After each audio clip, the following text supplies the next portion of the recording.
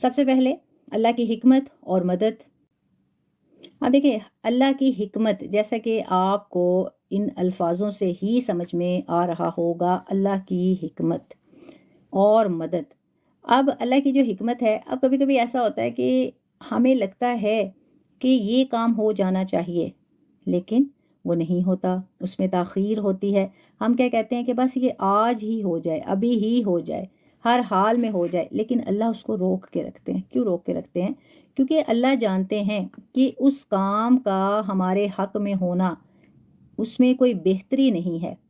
تو اس لیے اللہ تعالیٰ کیا کرتے ہیں، اللہ تبارک و تعالیٰ ہمیں مناسب وقت آنے پر وہ چیز، وہ کام عطا بھی کر دیتے ہیں، اور کبھی کبھی اللہ تبارک و تعالیٰ ہمیں متبادل بھی ادا کر دیتے ہیں، اور کبھی کبھی اللہ تبارک و تعالیٰ ہم جو مانگتے ہیں اس کو اپنے پاس بھی رکھ لیتے ہیں. تو ہر کام میں اللہ کی حکمت ہوتی ہے. اور مدد اللہ کی جیسے کہ پریویس سیشنز میں بھی ہم نے سیکھا تھا کہ اللہ کی مدد جو ہے یہ صرف ان کو حاصل ہوتی ہے جو اللہ پہ ایمان رکھتے ہیں. دورہ قرآن، ماشاءاللہ دورہ قرآن شارٹ میں جو ہے، جو نئے آنے والے ہیں ان کے لیے میں جو ہے مختصر وضاحت کر دوں کہ دورہ قرآن، اب دورہ جیسے کہتے ہیں نا وزٹ، تو بالکل اسی طرح دورہ قرآن، وہ کہتے ہیں نا فلاں نے فلاں ملک کا جو ہے دورہ کیا، وزٹ کیا، تو بالکل اسی طرح دورہ قرآن یعنی قرآن کے مکمل قرآن کے احکامات، موضوعات، آیات کو مختصر خلاصہ کے ساتھ سیکھنا جو ہے، اس کو دہرانا جو ہے، اس پہ غور و فکر کرنا دورہ قرآن کہلاتا ہے. اور الحمدللہ ثم الحمدللہ اس سفر میں آج ہمارا سیشن نمبر 20 ہے. جو نیو ہیں اور وہ اس سفر میں ہمارے ساتھ شامل ہونا چاہتے ہیں، کوشش کریں سیشن نمبر 1 سے ایکسس کریں، تاکہ اس رمضان میں ہمیں یہ تو پتا ہو نا کہ ہم نے کوئی اچھا کام کیا ہے. اور یہ وہ کام ہے جو سنت رسول صلی اللہ علیہ وآلہ وسلم ہے. نبی کریم صلی اللہ علیہ وآلہ وسلم ہر رمضان میں دورہ قرآن فرماتے تھے، اور ان کے ساتھی کون تھے؟ حضرت جبرائیل علیہ السلام. حضرت جبرائیل علیہ السلام جو ہیں وہ قرآن پڑھتے تھے، آپ صلی اللہ علیہ وسلم سنتے تھے، آپ صلی اللہ علیہ وسلم پڑھتے تھے، وہ سنتے تھے. سبحان اللہ سبحان اللہ. تو دورہ قرآن جو ہے یہ سنت بھی ہے. اب پارہ نمبر 20 جو ہے، اس میں ہم سورہ نمل کے اختتام سے لے کر سورہ عنکبوت کے ابتدائی حصے تک جو مضامین شامل ہیں، جو احکامات، جو آیات، موضوعات ہیں، اس بارے میں اللہ تعالیٰ کی قدرت، انبیاء کی آزمائشیں اور مومنین کی راہ میں آنے والی جو مشکلات ہیں ان کو واضح بیان کیا گیا ہے. اہم جو موضوعات ہوں گے اس میں، اللہ کی حکمت اور مدد. نمبر 2، ایمان کی آزمائش اور استقامت. نمبر 3 پہ ہم سیکھیں گے باطل کے مقابلے میں حق کی فتح. اس کے بعد دنیا کی حقیقت اور آخرت کی کامیابی. اور آخر میں گزشتہ قوموں کے انجام سے عبرت. ان تمام مضامین کے بارے میں ہم مختصر خلاصہ کے طور پہ ہم سیکھیں گے، اور ان احکامات کو سیکھنے کے بعد کوشش کریں گے کہ ان سے جو سبق آموز باتیں ہمیں حاصل ہوئیں ان پہ عمل کر کے اپنی زندگی میں تبدیلی لا سکیں. سب سے پہلے اللہ کی حکمت اور مدد.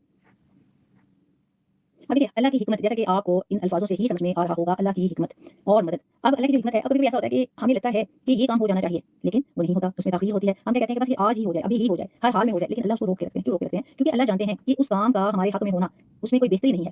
تو اس لیے اللہ تعالیٰ کیا کرتے ہیں، اللہ تبارک و تعالیٰ ہمیں مناسب وقت آنے پر وہ چیز، وہ کام عطا بھی کر دیتے ہیں، اور کبھی کبھی اللہ تبارک و تعالیٰ ہمیں متبادل بھی عطا کر دیتے ہیں، اور کبھی کبھی اللہ تبارک و تعالیٰ ہم جو مانگتے ہیں اس کو اپنے پاس بھی رکھ لیتے ہیں. تو ہر کام میں اللہ کی حکمت ہوتی ہے. اور مدد اللہ کی جیسے کہ پریویس سیشنز میں بھی ہم نے سیکھا تھا کہ اللہ کی مدد جو ہے یہ صرف ان کو حاصل ہوتی ہے جو اللہ پہ ایمان رکھتے ہیں، اللہ پہ یقین کامل رکھتے ہیں. اللہ پہ مکمل بھروسہ رکھیں گے تو ہی ہمیں اللہ کی مدد حاصل ہوگی.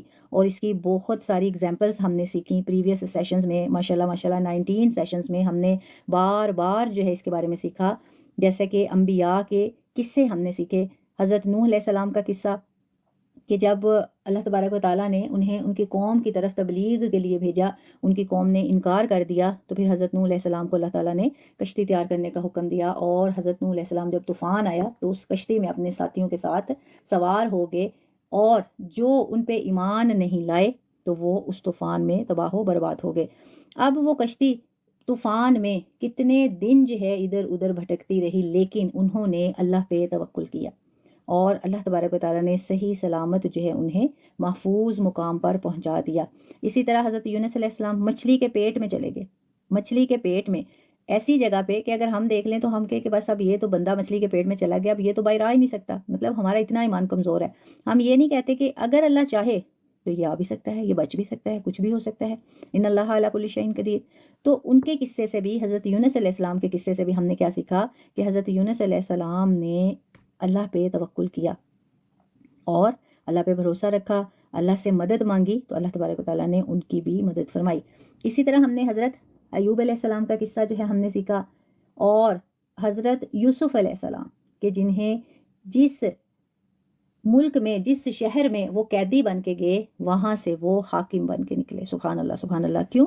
کیونکہ انہوں نے اللہ پہ بھروسہ کیا، اللہ پہ توکل کیا۔ تو بالکل اسی طرح اللہ کے ہر کام میں حکمت ہوتی ہے، اور اللہ کی مدد ان کو ہی حاصل ہوتی ہے جو اللہ پہ توکل کرتے ہیں۔ تو ہمیں ان تمام قصص الانبیاء سے کیا سیکھنے کو ملتا ہے کہ ہم اللہ پہ توکل کریں۔ جتنا ہمارا یقین کامل ہوگا، ایمان مضبوط ہوگا، اللہ پہ بھروسہ ہوگا، یقین مانیے اتنے ہی ہمیں اچھے رزلٹس ملیں گے، اتنے ہی ہماری دعائیں قبول ہوں گی، اتنے ہی ہمارے معاملات درست ہوں گے، اور ہمیں اللہ کی مدد حاصل ہوگی انشاءاللہ انشاءاللہ۔ اور اس میں حضرت موسیٰ کا قصہ پھر سے جو ہے دہرایا گیا ہے، اور حضرت موسیٰ علیہ السلام کا قصہ ایک عظیم مثال ہے۔ اب پارہ 20 جو ہے، پارہ نمبر 20 میں سورہ قصص حضرت موسیٰ علیہ السلام کی پیدائش، پرورش اور فرعون کے دربار میں ان کا جو مشن تھا اس میں روشنی ڈالی گئی، یعنی مکمل ان کا جو قصہ ہے اس میں وہ بیان کیا گیا ہے۔ اسی طرح سورۃ القصص کی آیت ہے، آیت نمبر 7 ترجمہ: اور ہم نے موسیٰ کی ماں کو وحی کی کہ اسے دودھ پلا، پھر جب تجھے اس کی جان کا خوف ہو تو اسے دریا میں ڈال دے، اور خوف نہ کر اور غم نہ کھا، ہم اسے تیری طرف واپس لوٹانے والے ہیں اور اسے پیغمبروں میں شامل کرنے والے ہیں۔ سبحان اللہ سبحان اللہ۔ اب جیسا کہ پریویس سیشنز میں بھی ہم نے یہ بڑی تفصیل سے، وضاحت سے یہ قصہ ہم نے سیکھا کہ فرعون جو تھا اسے یہ پتہ چل گیا تھا کہ کوئی پیغمبر آئے گا اور میں اس کے ہاتھوں مارا جاؤں گا، تو وہ کیا کرتا تھا، اس نے یہ حکم جاری کر دیا کہ جو لڑکے پیدا ہوں گے ان کو قتل کر دیا جائے، جو لڑکیاں ہوں گی انہیں چھوڑ دیا جائے۔ تو جب حضرت موسیٰ علیہ السلام کی پیدائش ہوئی تو ان کی والدہ محترمہ بہت پریشان ہوئی کہ اب تو ان کا بھی جو ہے ناحق قتل کروا دیا جائے گا کیونکہ بیٹے ہیں۔ تو پھر اللہ تعالیٰ نے ان کے دل میں یہ بات ڈالی کہ آپ اس کو دریا میں ڈال دو۔ تو پھر انہوں نے کسی چیز میں رکھ کے حضرت موسیٰ علیہ السلام کو دریا میں بہا دیا، اور ان کی بہن ساتھ ساتھ چلتی رہی، دیکھتی رہی۔ تو فرعون کی بیوی جو ہے آسیہ، ان کے پاس جو ہے حضرت موسیٰ علیہ السلام پہنچ گئے اور وہ گھر لے گئے، اور سارا جو قصہ ہم نے پریویس سیشن میں سیکھا الی الآخر۔ تو خلاصہ کلام کہ حضرت موسیٰ علیہ السلام نے اس کے دربار میں ہی پرورش پائی، اور پھر جب حضرت موسیٰ علیہ السلام زاروں قطار روتے رہے کافی دیر تک، تو پھر ان کی بہن نے جو ہے حضرت آسیہ سے کہا کہ میں آپ کو ایک ایسی عورت بتاتی ہوں جو اسے دودھ پلا سکتی ہے۔ تو پھر حضرت موسیٰ علیہ السلام کی والدہ محترمہ نے ہی انہیں دودھ پلایا۔ سبحان اللہ سبحان اللہ۔ اللہ جو چاہے اللہ کرتا ہے۔ ان اللہ علی کل شیء قدیر، اللہ تبارک و تعالیٰ ہر چیز پہ قادر ہیں۔ اب دیکھیں، جب اللہ تبارک و تعالیٰ نے قرآن میں حضرت موسیٰ علیہ السلام کی والدہ کو یہ فرما دیا، جیسے کہ سورہ قصص آیت نمبر 7، اور ہم نے موسیٰ کی ماں کو وحی کی کہ اسے دودھ پلا، پھر جب تجھے اس کی جان کا خوف ہو تو اسے دریا میں ڈال دے، اور خوف نہ کر اور غم نہ کھا، ہم اسے تیری طرف واپس لٹانے والے ہیں۔ سبحان اللہ سبحان اللہ۔ اب دیکھیں، جب حضرت موسیٰ علیہ السلام کی والدہ کو اللہ تبارک و تعالیٰ نے یہ تمام باتیں فرمائی تو ویسا ہی ہوا، حرف بحرف سچ ہوا۔ تو بالکل اسی طرح حضرت موسیٰ علیہ السلام کی والدہ کا جو رب ہے، جو اللہ ہے، ہمارا بھی وہی اللہ ہے۔ اللہ تو وہی ہے نا، بے شک وہاں حضرت موسیٰ علیہ السلام کی والدہ محترمہ سے بات ہو رہی ہے، اور اس کے علاوہ قرآن کریم میں جب اللہ تبارک و تعالیٰ صاف صاف اپنے بندوں کو فرما رہے ہیں کہ میرا بندہ جب مجھے پکارتا ہے تو میں اس کی پکار کو سنتا ہوں، جب دعا کرتا ہے تو میں اس کی دعا قبول کرتا ہوں، تو پھر ہمارا بھی تو وہی رب ہے نا۔ اب دیکھیں، جو حضرت موسیٰ علیہ السلام کی والدہ محترمہ نے اللہ تبارک و تعالیٰ کے اس پیغام پہ، یہ قرآن کے جو الفاظ ہیں، اللہ کا کلام ہے، کلام اللہ ہے، ذکر اللہ ہے۔ اب جب حضرت موسیٰ علیہ السلام کی والدہ محترمہ نے کلام اللہ کو سامنے رکھتے ہوئے کیا کیا، اپنے جگر کا ٹکڑا، اب دیکھیں اپنی اولاد کو کیسے کوئی دریا میں بہا دیتا ہے، بڑا حوصلہ چاہیے نا، بڑی ہمت چاہیے، لیکن انہوں نے کیا کیا، انہوں نے اللہ پہ توکل کیا، انہیں اللہ پہ بھروسہ تھا، یقین کامل تھا، انہیں پتا تھا کہ میرا جو رب ہے، میرا خالق ہے، میرا مالک ہے، میرا رازق ہے، اس نے جو کہہ دیا وہ کہہ دیا۔ اللہ تبارک و تعالیٰ کیا کرتے ہیں، انما امرو ارادہ شیئا ان یقول لہ کن فیکون، کہ جب بھی کسی کام کا ارادہ کرتے ہیں صرف کن کہتے ہیں، فیکون بس ہو جاتا ہے۔ تو اسی طرح ہمیں کیا کرنا ہے، ہمیں بھی اللہ پہ توکل کرنا ہے۔ یہ تمام جو قصص الانبیاء ہیں، تمام جو قصے قرآن سے ہمیں ملتے ہیں اور قرآن کا حرف بہ حرف حق ہے، سچ ہے، تو ہمیں اس سے کیا سبق ملتا ہے کہ جیسے انہوں نے اللہ پہ توکل کیا اور ان کی مشکلیں، ان کے مسائل آسان ہوئے، اللہ کی مدد ان کو حاصل ہوئی، تو بالکل ہم نے بھی ایسا ہی کرنا ہے۔ لیکن شرط کیا ہے؟ ہمارا ایمان مضبوط ہو، ہمارا توکل جو ہے مضبوط ہو، یقین کامل ہو، اللہ پہ بھروسہ ہوگا تو ہی ہمیں اللہ کی مدد حاصل ہوگی۔ اب اگر لائف جو ہے ہم لیسن لیں یا لائف ایگزامپل لیں، اب یہ واقعہ ہمیں کیا سکھاتا ہے کہ جو پرابلمز ہیں وہ وقتی ہوتی ہیں، لیکن اگر انسان اللہ پہ بھروسہ کرے اور درست راستے پر چلے تو پھر کیا ہوگا؟ تو وہی سکسیس حاصل کرے گا۔ جیسے ایک اسٹوڈنٹ ہے، وہ سخت محنت کرتا ہے، مشکلات آتی ہیں، لیکن وہ آخر کار تھکتا نہیں ہے، اسے پتہ ہے میں محنت کروں گا تو میرے اچھے نمبرز آئیں گے، میرے رزلٹ جو ہے میرا اچھا آئے گا، ایگزام اچھا ہوگا، ٹھیک ہے؟ تو پھر کیا کرتا ہے؟ بالکل وہ اس پہ ڈٹا رہتا ہے، مشکلات کا سامنا کرتا ہے، محنت کرتا ہے اور آخر میں اپنی کارکردگی کی وجہ سے اچھے نمبر حاصل کرتا ہے اور کامیاب ہو جاتا ہے۔ بالکل اسی طرح ہماری یہ جو زندگی ہے، اللہ نے جو ہمیں زندگی دی ہے، یہ صرف ایک ہی دفعہ ملی ہے اور یہ ایک ہی ہماری زندگی ہے، اور یہ اللہ نے ہمیں جو دی ہے یہ ہمارا امتحان ہے، ہمارا ایک سفر ہے، اور اس امتحان میں اگر ہم محنت کر لیتے ہیں تو پھر کیا ہوگا؟ ہماری اگلی منزل آسان ہوگی۔ لیکن اگر ہم اس کے برعکس، ایک اسٹوڈنٹ ہے جسے پتہ ہے کہ میری ڈیٹ شیٹ آ چکی ہے اور میرا جو امتحان ہے وہ قریب ہے، لیکن وہ کیا کرے؟ اگنور کرتا رہے، اچھا کوئی بات نہیں، ابھی تو بڑے دن پڑے ہیں، میں پھر ایک دو دن پہلے تیاری کر لوں گا، کوئی مسئلہ نہیں ہے، مجھے تو سارا آتا ہے، یہ وہ فلاں فلاں۔ تو وہ کیا کرے گا؟ جب وہ آخر میں تیاری کرے گا تو وہ اتنے اچھے نمبرز نہیں حاصل کر سکے گا جتنے کہ اس اسٹوڈنٹ نے کیے جس نے پہلے سے تیاری شروع کر دی۔ تو بالکل اسی طرح ہم نے کیا کرنا ہے؟ اپنی تیاری کرنی ہے اس وقت سے پہلے کہ ہمارا بلاوا آ جائے۔ اس کے بعد ایمان کی آزمائش، ایمان کی آزمائش یعنی مشکلات کیوں آتی ہیں؟ اب سورہ عنکبوت میں واضح کیا گیا ہے کہ ایمان صرف دعوے کرنے سے حاصل نہیں ہوتا بلکہ ٹیسٹ لیا جاتا ہے، جیسا کہ پریویس سیشنز میں ہم نے سیکھا تھا کہ اللہ تبارک و تعالیٰ جب اپنے بندے کو آزمائش میں ڈالتا ہے تو اپنے بندے کو آزماتا ہے۔ آزماتا کیوں ہے؟ جیسے کہ ہم نے گولڈ کی اگزامپل سمجھی تھی کہ سونا جو ہے اس کو خالص کرنے کے لیے آگ میں پکایا جاتا ہے، بالکل اسی طرح جب انسان پہ آزمائشیں آتی ہیں تو اللہ تبارک و تعالیٰ اپنے بندے کو ٹیسٹ کرتا ہے، اور اس آزمائش میں جب بندہ صبر کرتا ہے اور اس آزمائش سے نکلتا ہے تو پھر اللہ تبارک و تعالیٰ اسے اپنا ساتھ نصیب فرماتے ہیں۔ سورہ عنکبوت میں ہے، اللہ تبارک و تعالیٰ فرماتے ہیں آیت نمبر 2، کیا لوگوں نے یہ سمجھ رکھا ہے کہ وہ بس یہ کہہ کر چھوڑ دیے جائیں گے کہ ہم ایمان لائے اور ان کی آزمائش نہیں ہوگی؟ سبحان اللہ، سبحان اللہ۔ آپ دیکھیں یہ اللہ تبارک و تعالیٰ فرما رہے ہیں کہ احسب الناس ان یترکوا ان یقولوا آمنا وهم لا یفتنون۔ سبحان اللہ، سبحان اللہ۔ کیا لوگوں نے یہ سمجھ رکھا ہے کہ وہ بس یہ کہہ کر چھوڑ دیے جائیں گے کہ ہم ایمان لائے اور ان کی آزمائش نہیں ہوگی؟ دیکھیں کتنے کتنے جو ہیں گہرے الفاظ ہیں کہ اللہ تبارک و تعالیٰ فرما رہے ہیں کہ بس آپ نے کیا یہ سمجھ رکھا ہے کہ بس آپ یہ کہہ دیں گے لا الہ الا اللہ محمد رسول اللہ تو بس آپ چھوڑ دیے جائیں گے؟ ایسا نہیں ہے، بلکہ آپ کی آزمائش ہوگی۔ تو ہم جو دعویٰ کرتے ہیں نا کہ ہم مسلمان ہیں، تو مسلمان حدیث میں جسے مسلمان کہا گیا ہے، اور وہ صرف 2 ایسی حدیثیں ہیں، اگر ہم ان 2 حدیثوں کے ساتھ اپنا جو ہے کمپیریزن کر لیں، خود کو کمپیئر کر لیں، تو ہمیں یہ اندازہ ہو جائے گا کہ ہم مسلمان ہیں یا نہیں۔ پہلی حدیث نبی کریم صلی اللہ علیہ وسلم نے فرمایا بین العبد و بین الکفر ترک الصلاۃ، کہ بندے اور کفر کے درمیان فرق نماز کا چھوڑنا ہے۔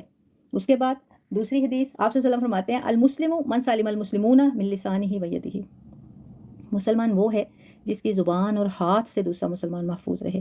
اب ہمیں چاہیے کہ ان 2 احادیث کے ساتھ ہی اگر ہم اپنا جو ہے کمپیریزن کرتے ہیں، خود کو کمپیئر کرتے ہیں، تو کیا ہم وہ مسلمان ہیں جسے حدیث میں آپ صلی اللہ علیہ وسلم نے واضح کیا ہے کہ یہ مسلمان ہیں؟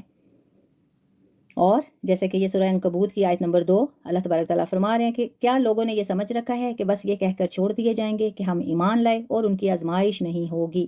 اس سے ہمیں کیا سیکھنے کو ملتا ہے؟ اس سے ہمیں یہ سیکھنے کو ملتا ہے کہ ہمیں اپنا ایمان جو ہے وہ مضبوط کرنا ہے، اور صرف دعوے سے کام نہیں چلے گا، صرف لا الہ الا اللہ محمد رسول اللہ کہہ دینے سے کام نہیں چلے گا، بلکہ اس کا تقاضا کیا ہے؟ باعمل ہونا، ہمیں عمل کرنا پڑے گا۔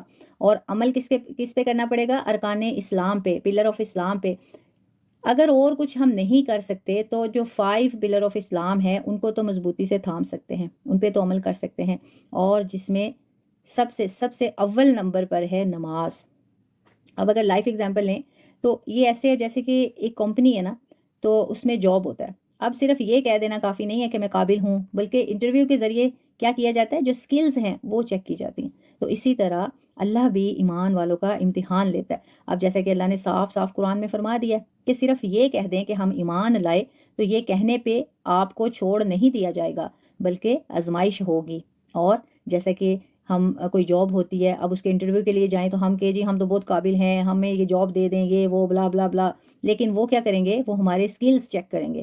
تو بالکل اسی طرح جو ایمان والے ہیں اللہ ان کا بھی امتحان لیتا ہے۔ صرف لا الہ الا اللہ محمد رسول اللہ کہہ دینے سے معاملہ نہیں بنے گا، بلکہ ہمیں اس کا تقاضا کیا ہے، باعمل ہونا ہوگا۔ اس کے بعد باطل کے مقابلے میں حق کی فتح۔ دیکھیں ماشاءاللہ ماشاءاللہ اتنا خوبصورت یہ کلام ہے، کلام اللہ ہے، ذکر اللہ ہے۔ پہلے پریویس سیشن میں ہمیں حق اور باطل کے بارے میں بتایا گیا، اور آج کے سیشن میں، نیکسٹ سیشن میں باطل کے مقابلے میں حق کی فتح۔ سبحان اللہ سبحان اللہ۔ اب حضرت ابراہیم علیہ السلام نے اپنی قوم کو جو لاجیکل جو ہے آرگومنٹس جو ہے عقلی دلائل دیے، لیکن انہوں نے کیا کیا، انہوں نے اپنی ضد پر وہ قائم رہے اور انہوں نے بات نہیں مانی۔ اسی طرح حضرت لوط علیہ السلام، جو پریویس سیشن میں بھی ہم یہ قصے جو ہیں سیکھ چکے ہیں، ان کی قوم نے کیا کیا، برائیوں میں مگن تھی، اور جب انہوں نے سدھرنے سے انکار کیا تو پھر اللہ نے ان پہ اتنا زبردست عذاب نازل فرمایا۔ سورہ عنکبوت ہے ترجمہ، اللہ تبارک تعالیٰ فرماتے ہیں کہ پھر ہم نے اسے اور اس کے گھر والوں کو نجات دی، سوائے اس کی بیوی کے جو پیچھے رہ جانے والوں میں تھی۔ یعنی جتنے بھی قصص الانبیاء جو ہے، اگر ہم قصے جتنے بھی ہم دیکھیں سیکھیں تو ایک ہی بات سمجھ میں آتی ہے کہ جس نے اللہ کی نافرمانی کی، اللہ نے اسے عذاب میں مبتلا کر دیا۔ اور یہ تمام قصے، ان سے ہمیں سیکھنے کو کیا ملتا ہے کہ ہمیں اللہ کی نافرمانی سے بچنا ہے۔ اور جیسے کہ صاف صاف اللہ نے ہم سے مخاطب ہو کے فرمایا ہے کہ لَإِن كَفَرْتُمْ إِنَّ عَذَابِي لَشَدِيدٌ، کہ اگر تم کفر کرو گے تو میرا عذاب بہت سخت ہے۔ یہ ہم سب کے لیے حکم ہے۔ کفر کا مطلب ہے نافرمانی کرنا، انکار کرنا۔ اب جب ہم کفر کرتے ہیں نا، کفر صرف یہ نہیں ہے کہ ہم اللہ کا انکار کر دیں، کفر یہ بھی ہے کہ ہم اللہ کے احکامات کی نافرمانی کریں، نعوذ باللہ من ذالک۔ اب آپ یہ سوچیں کہ ہم اللہ کے کون کون سے حکم کی نافرمانی کرتے ہیں۔ نماز کا حکم ہے، وقت پہ پڑھتے ہیں، وقت پہ نہیں پڑھتے، جان بوجھ کر قضا کر دیتے ہیں۔ اور نماز ہم کن کاموں کے لیے قضا کرتے ہیں، دنیاوی کاموں کے لیے، وہ کام جو ہمارے اس دنیا سے چلے جانے کے بعد بھی بہت اچھے طریقے سے کیے جائیں گے۔ لیکن جب ہم اس دنیا سے چلے جائیں گے، ان دنیاوی کاموں کو کوئی فرق نہیں پڑے گا جن کی وجہ سے ہم نماز ڈیلے کرتے ہیں، نماز قضا کرتے ہیں۔ اگر کوئی فرق پڑے گا تو ہمارے اعمال رک جائیں گے۔ اب کبھی کبھی ایسا ہوتا ہے نا، کبھی کبھی سچ بولنے والا جو شخص ہے اس کا سامنا کرتا ہے کسی کا، تو پھر وہ کیا ہوتا ہے، اس کو تنقید کا سامنا کرنا پڑتا ہے۔ جو سچ بولنے والا شخص ہے اس کو تنقید کا سامنا کرنا پڑتا ہے، لیکن اگر وہ اپنی سچائی پہ قائم رہے تو پھر کیا ہوتا ہے، آخر کار جو وکٹری ہے، جو جیت ہے، وہ اس کی ہوتی ہے۔ اب جیسے جو ہے وہ شروع میں پریشان ہوگا، لیکن اگر اسے اللہ پہ یقین ہوگا، بھروسہ ہوگا، اللہ پہ توکل کرے گا، تو وہ اپنے کام میں بالکل پہلے کی طرح ہی مشغول مصروف رہے گا اور وہ اللہ پہ چھوڑ دے گا، لیکن سچائی کا ساتھ نہیں چھوڑے گا۔ اور پھر جب وہ اللہ پہ توکل کرتا ہے تو پھر اللہ تعالیٰ اسے کامیابی عطا فرماتے ہیں۔ یعنی ابتدا میں وہ پریشان ہوتا ہے، لیکن بعد میں پھر دنیا ہی اسے سراہتی ہے، ہاں ہاں اس سے اچھا تو کوئی بندہ ہی نہیں ہے، اس نے تو کبھی جھوٹ بولا ہی نہیں ہے، یہ اس کی گواہی تو میں بھی دیتا ہوں۔ تو پہلے کیا تھا، اس پہ تنقید ہوتی تھی۔ تو بالکل اسی طرح جب ہم کسی اچھے کام کی شروعات کرتے ہیں تو ہم پہ بہت سے لوگ تنقید کرتے ہیں، لیکن اگر ہم نے وہ کام اللہ کی رضا کے لیے شروع کیا ہے تو ہم اللہ کے سپرد ہی کرتے ہیں، اللہ پہ ہی توکل کرتے ہیں، اللہ پہ ہی بھروسہ رکھتے ہیں، تو پھر اللہ تبارک و تعالیٰ ہمیں اس کا اجر دیتے ہیں اور اس کام کو ہمارے لیے صدقہ جاریہ بناتے ہیں۔ اس کے بعد دنیا کی حقیقت اور آخرت کی کامیابی۔ سورہ عنکبوت آیت نمبر 69، اللہ تبارک تعالیٰ فرماتے ہیں، اور جو لوگ ہماری راہ میں کوشش کرتے ہیں ہم ضرور انہیں اپنے راستے دکھائیں گے، اور بے شک اللہ نیک لوگوں کے ساتھ ہے۔ سبحان اللہ سبحان اللہ۔ دیکھیں کتنی خوبصورت یہ بات ہے، کتنا خوبصورت یہ پیغام ہے۔ جیسا کہ پریویس سیشن میں ہم نے سیکھا تھا، عباد الرحمن، اللہ کے بندے، ان کی صفات کے بارے میں ہم نے جانا تھا۔ اور دیکھیں آج کے سیشن میں ہمیں بتایا جا رہا ہے، اللہ تبارک و تعالیٰ فرماتے ہیں وَالَّذِينَ جَاهَدُوا فِينَا لَنَهْدِيَنَّهُمْ سُبُلَنَا وَإِنَّ اللَّهَ لَمَعَ الْمُحْسِنِينَ۔ سبحان اللہ سبحان اللہ، کہ جو لوگ ہماری راہ میں کوشش کرتے ہیں ہم ضرور انہیں اپنے راستے دکھائیں گے، اور بے شک اللہ نیک لوگوں کے ساتھ ہے۔ دیکھیں جب اللہ کسی کے ساتھ ہے تو اس کا کوئی کیسے برا کر سکتا ہے، اس کو کوئی کیسے ناکام کر سکتا ہے۔ تو دنیا والے نا، ہم دنیا والوں کا ساتھ مانگتے ہیں، کوئی بھی رشتہ ہے کوئی بھی ہے، جب کسی کو یہ پتہ چلتا ہے نا یہ تو میرے پہ ڈیپینڈڈ ہے، اب اس کا میرے بغیر گزارا نہیں ہے، بے شک کوئی بھی رشتہ لے لیں، تو وہ آگے سے ان کے نخرے شروع ہو جاتے ہیں، آگے سے وہ تکبر کرنا شروع ہو جاتے ہیں، تو وہ آپ کو ذلیل کرنا شروع ہو جاتے ہیں۔ لیکن یہاں بات کیا ہو رہی ہے، اللہ تبارک تعالیٰ فرما رہے ہیں کہ بے شک ہم نیک لوگوں کے ساتھ ہیں۔ اب دنیا میں جو نیک لوگ ہیں ان کی تو کوئی رسپیکٹ ہی نہیں کرتا، الٹا جو ہے انہیں ڈاؤٹ کیا جاتا ہے، یا الٹے سیدھے جو ہیں ان پہ باتیں کی جاتی ہیں۔ تو لیکن اللہ کے لیے کیا ہے، وہ نیک لوگ کہ اللہ ان کو اپنا ساتھ نصیب فرماتے ہیں۔ اور دوسری بات، سب سے خوبصورت بات جو پریویس سیشنز میں بھی ہم نے سیکھی، کہ اللہ تبارک و تعالیٰ فرماتے ہیں کہ میرا بندہ مجھے تنہائی میں یاد کرے تو میں اسے تنہائی میں یاد کرتا ہوں، میرا بندہ مجھے محفل میں یاد کرے تو میں اسے محفل میں یاد کرتا ہوں۔ اب دیکھیں ہم اللہ کو محفل میں یاد کر رہے ہیں نا، اللہ کی باتیں کر رہے ہیں، اللہ کا جو کلام اللہ ہے، ذکر اللہ ہے، قرآن کریم ہے، نبی کریم صلی اللہ علیہ وسلم کی احادیث ہیں، ہم اللہ کا ذکر کر رہے ہیں اور اللہ کے محبوب صلی اللہ علیہ وسلم کا ذکر کر رہے ہیں، تو اللہ بھی اس وقت ہمارا ذکر کر رہے ہیں۔ ہم اللہ کا محفل میں ذکر کر رہے ہیں، اللہ بھی محفل میں کر رہے ہیں۔ ہماری محفل ہے انسانوں کی، اللہ کی محفل ہے ملائکہ کی۔ تو دیکھیں یہ کتنی خوش قسمتی ہے ہماری کہ رمضان کا مہینہ ہے، ہم اللہ کو یاد کر رہے ہیں اور اللہ ہمیں یاد کر رہے ہیں۔ ہم دنیا میں اللہ کو یاد کر رہے ہیں اور اللہ آسمانوں میں ملائکہ میں ہمیں یاد کر رہے ہیں۔ ہمیں جو ہے شہرت چاہیے نا، ہمیں شہرت چاہیے دنیا میں، اور دنیا کی جو شہرت ہے یہ تو جب ہم اس دنیا سے چلے جائیں گے نا، جب ہم نے مرنا ہے، جیسے ہی ہم نے مرنا ہے تو تب کیا ہوگا، میت شروع ہو جائے گا، ہمارا نام بھی کوئی نہیں لے گا، اور کہ گا میت کا جنازہ کب ہے، میت کو لے کے کب جانا ہے، میت کی یہ چیز، میت کی وہ چیز، مطلب ہمارا تو وہ شہرت جو ہمیں دنیا میں چاہیے وہ تو اس وقت ہی ختم ہو جائے گی جیسے ہمارے سانس ختم ہوں گے۔ لیکن وہ شہرت جو ہم آسمانوں میں حاصل کریں گے، اللہ کی محفل میں حاصل کریں گے، ملائکہ کی محفل میں حاصل کریں گے، وہ کبھی بھی ختم نہیں ہوگی۔ اور جب ہماری روح قبض کی جائے گی اس دنیا سے، جب ہم اوپر جائیں گے، اگر ہمارے اعمال اچھے ہوں گے تو جب ہم آسمانوں میں ہماری روح کو لے کے جایا جائے گا انشاءاللہ، تو پھر فرشتے کیا کرتے ہیں، پہلے آسمان کے فرشتے بڑے خوشبو، آسمانوں پہ خوشبو پھیل جاتی ہے، اور فرشتے پوچھتے ہیں کہ یہ کون ہے، پھر بتایا جاتا ہے یہ فلاں ابن فلاں ہے، پھر وہ پہلے آسمان کے فرشتے بھی ساتھ شامل ہو جاتے ہیں، پھر دوسرے پہ جاتے ہیں، پھر دوسرے کے پوچھتے ہیں، پھر ایسے کرتے کرتے کتنا فرشتوں کا لشکر اس پاک روح، اس نیک روح کے ساتھ اوپر 7ویں آسمان تک جاتا ہے۔ ماشاءاللہ ماشاءاللہ۔ تو اب یہ بات کرنے کا مقصد کیا ہے کہ ہم نے دنیا کی شہرت نہیں دیکھنی، ہم نے اللہ کی قربت حاصل کرنی ہے۔ اور اللہ کی قربت وقتی طور پہ ہمیں لگتا ہے کہ یہ ہمارا نقصان ہے، یہ وہ فلاں فلاں جو ادھر ادھر لوگوں کو دیکھو، لیکن جب ہم حقیقت کا سامنا کرتے ہیں، آپ ایک پل کے لیے آنکھیں بند کر کے یہ سوچیں کہ جب ہم اس دنیا سے رخصت ہوں گے تو وہ کیا معاملہ ہوگا، کیسے ہم رخصت ہوں گے۔ اللہ اکبر۔ تو جب ہم سوچتے ہیں نا تو ہمارے رونگٹے کھڑے ہو جاتے ہیں، تو پھر ہمیں پتہ چلتا ہے کہ ہمارا تو وہ گھر ہے جہاں ہم اٹھ کے بیٹھ بھی نہیں سکتے، چل بھی نہیں سکتے، اندھیرا ہوگا، نہ کوئی کھڑکی نہ کوئی دروازہ، لیکن وہاں کیا ہوگا، اعمال کی روشنی ہوگی۔ ہمارے اعمال جو ہیں یہ وہاں ہمیں روشنی پیدا کر کے دیں گے، اور ہمارے اعمال وہاں کی روشنی ہے۔ جیسے ہمیں دنیا کے گھر کے لیے سامان چاہیے نا، اور اب آپ یہ دیکھیں کہ اگر سورج ہے، سورج جب نکلتا ہے جتنی مرضی آپ اس کے مقابلے میں لائٹس جو ہیں وہ آن کر دیں، لیکن سورج کی روشنی کا مقابلہ نہیں کر سکتی دنیا کی کوئی روشنی۔ تو جب سورج نہیں ہوتا تو جو لائٹس ہیں وہ صرف خاص جگہ پہ جدھر ہوگی، زیادہ سے زیادہ کچھ حد تک آپ اس کی روشنی کر پائیں گے، کوئی ایسی روشنی نہیں کہ پوری دنیا میں آپ ایک ہی لائٹ آن کر دیں اور پوری دنیا اس سے روشنی حاصل کرے، ایسی کوئی لائٹ نہیں ہے۔ تو سوچیں کہ قبر میں جب اللہ روشنی کریں گے، اور جو نمازی بندہ ہے اس کی قبر میں اتنی روشنی کی جاتی ہے کہ تحد نگاہ اس کو کشادہ کر دیا جاتا ہے۔ سبحان اللہ سبحان اللہ۔ یعنی جو نماز پڑھتا ہے اس کی قبر کو اتنا کھلا کر دیا جاتا ہے کہ جہاں جہاں آپ کی نظر پڑے گی وہاں تک آپ کی قبر کھلی ہوگی انشاءاللہ انشاءاللہ۔ اللہ تبارک و تعالی ہم سب کو ان میں شامل فرمائے۔ تو دنیا کی جو کامیابی ہے نا یہ عارضی ہے، دنیا کی جو آسائش ہے یہ عارضی ہے، لیکن آخرت کی کامیابی ہمیشہ رہنے والی ہے۔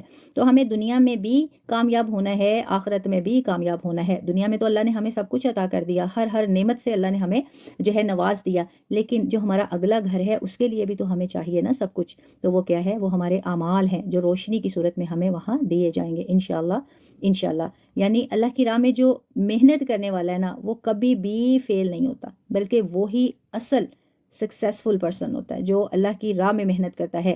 اب جیسے کہ میں نے پریویس سیشن میں بھی بتایا تھا، ہم سب نے سیکھا تھا کہ 3 کام ایسے ہیں جو اس دنیا سے چلے جانے کے بعد بھی ہمیں فائدہ دیں گے۔ ہماری نیک اولاد، ہمیں چاہیے کہ اپنے دین اسلام کو اپنے بچوں میں ڈیولپ کریں۔ نمبر 2، ہمارے نیک اعمال جو ہم کریں گے۔ نمبر 3، ہمارے ہاتھوں سے دیا ہوا مال اللہ کی راہ میں جو ہم خرچ کرتے ہیں، تو ہم نے ان پہ عمل کرنا ہے انشاءاللہ انشاءاللہ۔ تو اس بارے سے ہم نے کیا سیکھا کہ ایمان جو ہے، ایمان وہی کیا ہے؟ ہماری کامیابی ہے۔ اور صبر جو ہے، صبر اور ایمان پہ اگر ہم قائم رہتے ہیں تو وہی ہماری ثابت قدمی ہے اور ہماری کامیابی کی ضمانت ہے انشاءاللہ انشاءاللہ۔ اور سچائی جو ہے، سچائی کے راستے میں مشکلات آتی ہیں، جیسے کہ قصص الانبیاء میں ہم نے بہت سے انبیاء کے جو قصے ہیں اس سے سیکھا، لیکن آخر میں کیا ہوا؟ آخر میں فتح حق کی ہی ہوئی۔ تو ہم نے کیا کرنا ہے؟ مشکلات سے نہیں گھبرانا، بلکہ اللہ پہ توکل کرنا ہے، تو اللہ تبارک تعالیٰ ضرور ہمیں اپنا ساتھ بھی نصیب فرمائیں گے اور کامیابی بھی عطا فرمائیں گے انشاءاللہ انشاءاللہ۔ اور دنیا کیا ہے؟ دنیا عارضی ہے۔ اصل کامیابی کیا ہے؟ اگر ہم آخرت کے لیے اپنے اعمال جمع کرتے ہیں، تاکہ جب ہمارا حساب ہو تو ہمارے نامہ اعمال کو ہمارے دائیں ہاتھ میں پکڑایا جائے۔ تو یہی تمام جو پیغامات ہیں یہ ہمیں پارہ نمبر 20 سے ملتے ہیں۔ ان احکامات پہ ہم نے کیا کرنا ہے؟ ان کو سیکھنا ہے، ان پہ عمل کرنا ہے، تاکہ ہماری زندگی جو ہے اس میں بھی ہم کامیاب ہوں اور اپنی آخرت کو بھی بہتر کریں انشاءاللہ انشاءاللہ۔ الحمدللہ ثم الحمدللہ ہمارا سیشن کمپلیٹ ہو گیا، اور وعلیکم السلام ورحمۃ اللہ وبرکاتہ۔ اور کوشش کریں جو اسٹوڈنٹ لیٹ آئے ہیں تو انشاءاللہ ریکارڈڈ سیشن جیسے ہی یوٹیوب پہ اپلوڈ کروا دیا جائے گا تو پھر آپ اس کو ایکسیس کر لیجیے گا۔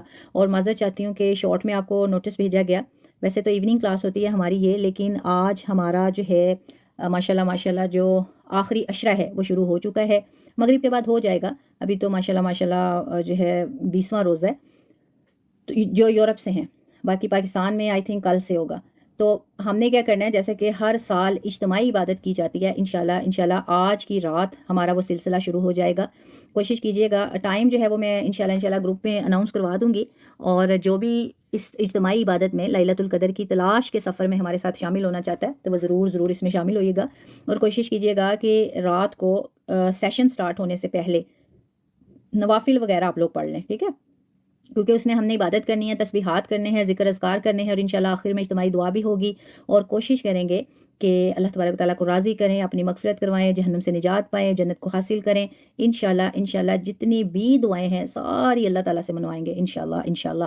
تو اس لیے جو ہے کوشش کیجیے گا، غسل کیجیے گا، اور اس کے علاوہ جو ہے اپنا عبادت کا اہتمام کیجیے گا، تمام جو کام ہے وقت پہ ختم کر لیجیے گا۔ یہ نہیں کہ ہم عبادت بھی کریں اور ساتھ ساتھ جو وہ افطاری کے جو پکوڑے، سموسے، چاٹ اور جو بھی سارا بچا کچھ ہے نا، ساتھ ساتھ آپ وہ بھی انجوائے کر رہے ہوں، ایسا نہیں کرنا، ٹھیک ہے؟ کیونکہ جتنا گڑ ڈالیں گے اتنا میٹھا ہوگا۔ مطلب اگر ہم عاجزی اور خشوع و خضوع سے عبادت کریں گے تو ہی ہماری سنی جائے گی انشاءاللہ۔ تو انشاءاللہ ملیں گے پھر سیشن میں، اور سیشن کا ٹائم میں اناؤنس کروا دوں گی۔ اور یہ جو دورہ قرآن کا سیشن ہے یہ کل اسی ٹائم ہوگا، اور ایوری ڈے اسی ٹائم ہوا کرے گا، UK 9 بجے، ٹھیک ہے؟ انشاءاللہ۔ تو ابھی میں آپ سب سے اجازت چاہوں گی۔ اللہ تبارک تعالیٰ آپ سب کو بھی صحت تندرستی والی زندگی دے، اللہ تبارک تعالیٰ آپ سب کو اپنے حفظ و ایمان میں رکھے، اللہ تبارک تعالیٰ آپ سب کے علم و عمل میں اضافہ فرمائے۔ مجھے بھی اپنی دعا میں یاد رکھیے گا۔ جزاکم اللہ خیر۔ السلام علیکم ورحمۃ اللہ وبرکاتہ۔